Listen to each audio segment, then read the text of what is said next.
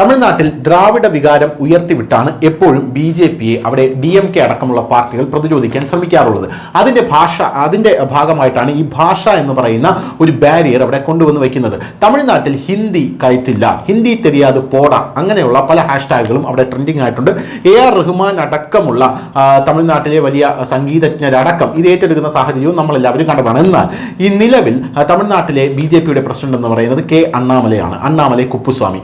അണ്ണാമലൈ അവിടെ വന്ന ശേഷം ഈ ഹിന്ദി തെരിയാതെ പോട എന്ന് പറയുന്ന ഹാഷ്ടാഗ് അവിടെ വലിയ രീതിയിൽ വില പോകുന്നില്ല. അല്ലെങ്കിൽ ഹിന്ദി ഭാഷയുടെ ആ ഒരു അതിപ്രസരം, അല്ലെങ്കിൽ തമിഴ്നാട്ടിലേക്ക് ഹിന്ദി പഠിക്കണം എന്നൊക്കെ പറയുമ്പോൾ തന്നെ വലിയ രീതിയിലുള്ള ഒരു എതിർപ്പ് പഴയതുപോലെ ഉണ്ടാകുന്നില്ല. അണ്ണാമലൈ പോലും പറഞ്ഞിരിക്കുന്നത് ഹിന്ദി സാധാരണയായിട്ടുള്ള ഒരു ഭാഷയാണ് എന്നുള്ള രീതിയിലാണ് അണ്ണാമലൈ പറഞ്ഞിരിക്കുന്നത്. എന്നാൽ ഇപ്പോൾ ഹിന്ദി എന്ന് പറയുന്ന ഭാഷ ഞങ്ങൾക്ക് പഠിക്കാൻ സാധിക്കുന്നില്ല എന്ന് പറഞ്ഞുകൊണ്ട് എപ്പോഴും ഉണ്ടാകുന്ന രീതിയിലുള്ള സ്വാഭാവികമായിട്ടുള്ള BJP എതിർക്കാനുള്ള എന്തെങ്കിലും വേണമല്ലോ എന്ന് പറഞ്ഞുകൊണ്ട് വേറെ ഒന്നുമില്ലാത്തത് കൊണ്ട് തന്നെ ഈ ഹിന്ദി ഭാഷ 3 ഭാഷകൾ പഠിക്കാൻ സാധിക്കില്ല, തമിഴും ഇംഗ്ലീഷും മാത്രമേ ഞങ്ങൾക്ക് പഠിക്കാൻ സാധിക്കുകയുള്ളൂ എന്ന് പറഞ്ഞ് തമിഴ്നാട്ടിലെ കമൽഹാസൻ അടക്കമുള്ള വിജയ് അടക്കമുള്ള സ്റ്റാലിൻ അടക്കമുള്ള ഉദയനിധി സ്റ്റാലിൻ അടക്കമുള്ള ആൾക്കാർ വലിയ രീതിയിലുള്ള ഒരു ക്യാമ്പയിൻ അവിടെ നടത്തുന്നുണ്ട്.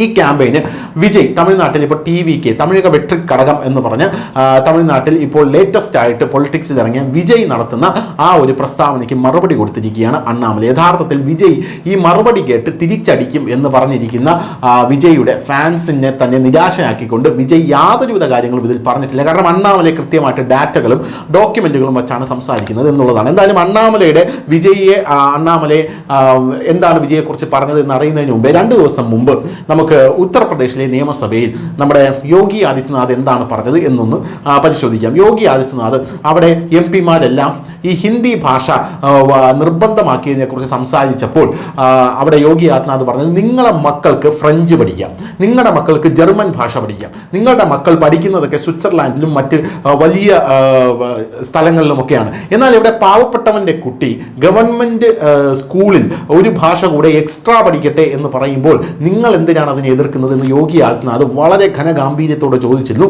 സമാനമായ രീതിയിൽ ഇവിടെ തെളിവ് സഹിതം അണ്ണാമലൈ പറയുന്നത് TVK എന്ന് പറയുന്ന പാർട്ടിയുടെ തലവനായിട്ടുള്ള അണ്ണൻ വിജയ് നടത്തുന്ന പള്ളിക്കൂടമാണ് വിജയ് വിദ്യാശ്രമം എന്ന് പറയുന്നത്.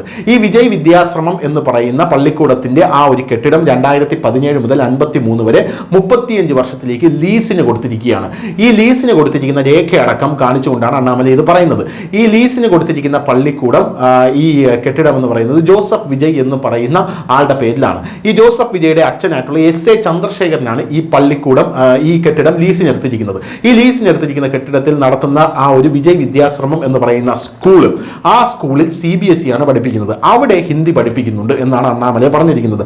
അവിടെ ഹിന്ദി പഠിപ്പിക്കുന്നുണ്ട്. എന്നാൽ സാധാരണക്കാരൻ്റെ മക്കൾ പഠിക്കുന്ന ഗവൺമെൻറ് സ്കൂളിൽ അവൻ ഹിന്ദി പഠിക്കേണ്ട എന്ന് താങ്കൾ പറയുന്നത് എന്തിൻ്റെ അടിസ്ഥാനത്തിൽ എന്ന് എനിക്ക് മനസ്സിലാകുന്നില്ല എന്നാണ് അണ്ണാമലൈ വിജയോട് ചോദിച്ചിരിക്കുന്നത്. അതായത് നിങ്ങൾ പഠിപ്പിക്കുന്ന നിങ്ങളുടെ സ്കൂളിൽ വിജയ് വിദ്യാശ്രമത്തിൽ CBSE പഠിപ്പിച്ച് അവിടെ ഹിന്ദി പഠിപ്പിക്കുന്നുണ്ട്, അവിടെ എക്സ്ട്രാ ഒരു ലാംഗ്വേജ് പഠിപ്പിക്കുന്നുണ്ട്, അവിടെയുള്ള വിദ്യാർത്ഥികളെല്ലാം പഠിക്കുന്നുണ്ട്. എന്നാൽ സാധാരണക്കാരൻ്റെ സ്കൂളിൽ മാത്രം എന്തുകൊണ്ട് വേറൊരു എക്സ്ട്രാ ലാംഗ്വേജ് പഠിക്കേണ്ട എന്ന് താങ്കൾ പറയുന്നത് എന്ന് എനിക്ക് മനസ്സിലാകുന്നില്ല. 2 ലാംഗ്വേജ് മാത്രം എന്തുകൊണ്ട് പഠിച്ചാൽ മതി എന്ന് എനിക്ക് മനസ്സിലാകുന്നില്ല എന്നാണ് അണ്ണാമലൈ ചോദിച്ചത്. എന്നാൽ വിജയ് ഈ കാര്യത്തിൽ യാതൊരുവിധ മറുപടിയും പറഞ്ഞിട്ടില്ല. കൃത്യമായിട്ടുള്ള ഡാറ്റ വെച്ചാണ് അണ്ണാമലൈ സംസാരിച്ചത്. വലിയ രീതിയിൽ വിജയ് തിരിച്ചടിക്കുമെന്ന് പ്രതീക്ഷിച്ച ഫാൻസിനെ എല്ലാം നിരാശനാക്കിക്കൊണ്ട് ഈ നിമിഷം വരെ വിജയ് മൗനം തുടരുകയാണ്. ന്യൂസ് ഡെസ്ക്, ന്യൂസിൻ്റെ മലയാളം.